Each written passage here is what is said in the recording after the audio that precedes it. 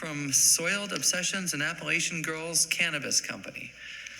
Howdy. Hi, welcome to committee. I smoked 10 joints today. And I'm not talking thinners. I'm talking hog legs. And you can imagine how blessed and appreciative I am to have the opportunity of the overwhelmingly majority vote of Ohioans stand behind me on issue 2.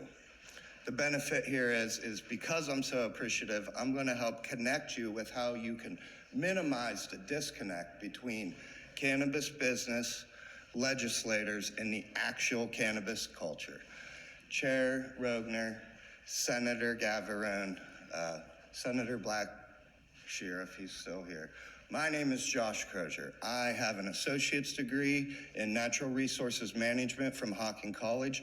I have a bachelor's in science from the University of Rio Grande in environmental science. I am also a proud master's of science in sustainable agriculture from Ohio University. So I'm somewhat above average at environmental things, cannabis history. However, I am a world-class father, right? Barbie fashion designer. I'm the Frank Lloyd Wright of Fort Cushion designing. I am the real-life version of Bluey's dad, Bandit. Seriously, my BF is Ken. Okay, so as a girl dad, you can imagine how enthusiastic I am when it's time to build with Legos, right? So what do you do when your 5-year-old she has all the tools in the world to build something magical here, but the foundation isn't right? Well, as a world-class father, you let her burn and let that thing crash so that she can learn on her own. Ohio does not have this luxury with Senate Bill 56. We're getting whooped by Michigan, right? And not just Michigan, the rest of the country, due to some of the disadvantages that we have here, right? So this bill essentially, initially wanted to increase tax instead of looking at increasing the number of dispensaries, okay? And then when our sponsor was talking about how 10 joints a day was too excessive and how it contributes to the black market, what do you think increase in taxes does? What do you think what limiting the number of dispensaries does? You know, what about not even considering tier 3 cultivation, right? This is where the craft comes in to our beloved plant, is the tier 3.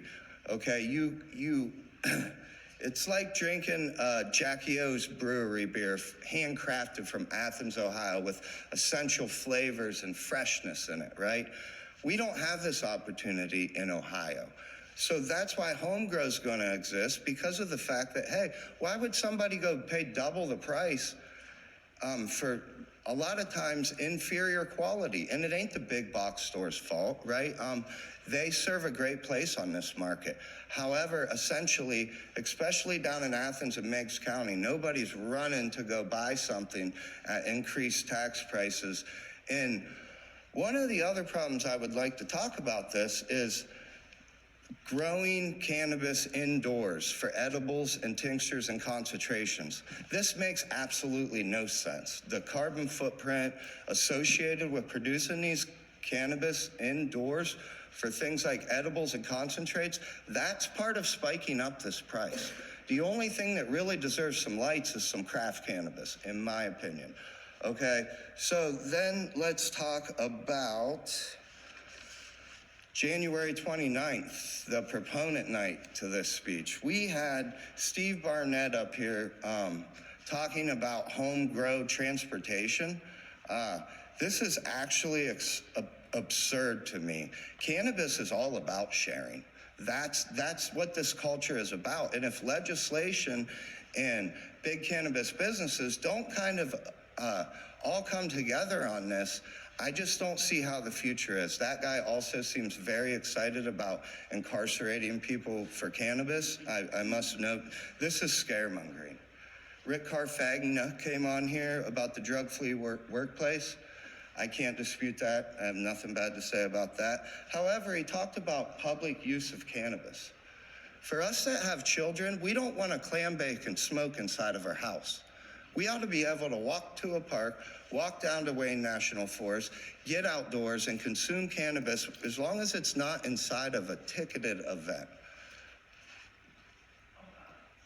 Thank you. I would just ask you to wrap up your comments if you could, just for out of respect for those that are waiting to go after you. Okay, and I Thank you. appreciate that, Senator Rodner.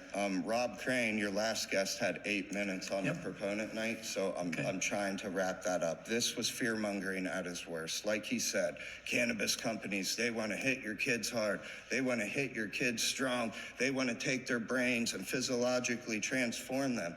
I don't believe in this fear-mongering. It's not about fighting over money, restrictions, selling tickets to rehab facilities. It's about caring, sharing, self-care, gardening. I see that I need to wrap it up, so I'll just pray that you guys have the wisdom, discernment, and grace to stop looking at this from a negative lens and start thinking about the endless possibilities and combinations that all these terpenes, cannabinoids, and flavonoids can offer to mankind. All right, very good. Mr. Crosier, thank you for your testimony. Are there any questions for this witness? Nope. All right, seeing none, thank you again.